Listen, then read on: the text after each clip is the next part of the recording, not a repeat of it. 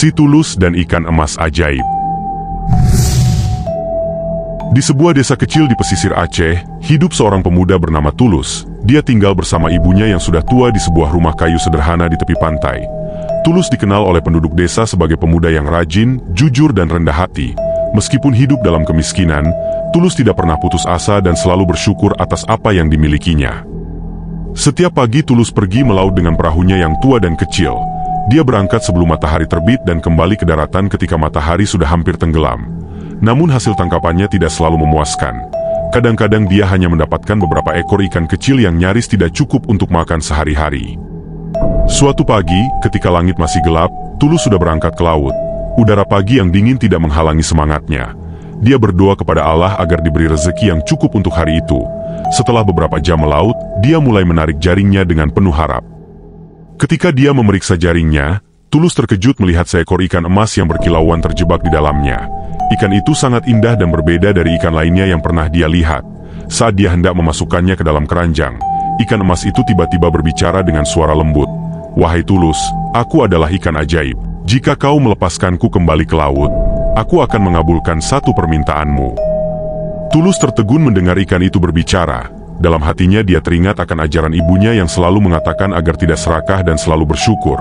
Tulus berpikir sejenak dan berkata, "Aku tidak menginginkan kekayaan atau harta benda.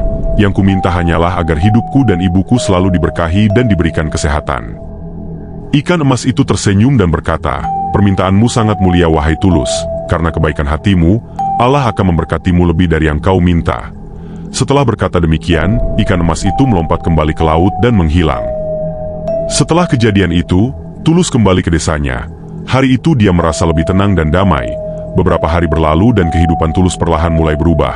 Meskipun tidak menjadi kaya namun, hasil tangkapannya selalu cukup untuk memenuhi kebutuhan sehari-hari. Dia juga sering mendapati ikan lebih banyak daripada biasanya yang membuatnya bisa berbagi dengan tetangga yang membutuhkan.